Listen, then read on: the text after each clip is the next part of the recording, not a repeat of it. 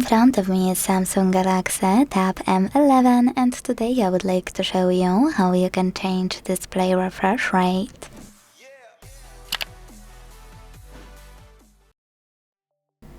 First of all, you need to open Settings and scroll to click on Display section here. The rest is pretty easy.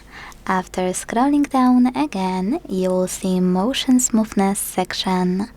Click on it and scroll to pick one of those options, Adaptive or Standard. Now what most people miss, that you need to tap on a play button to save your changes.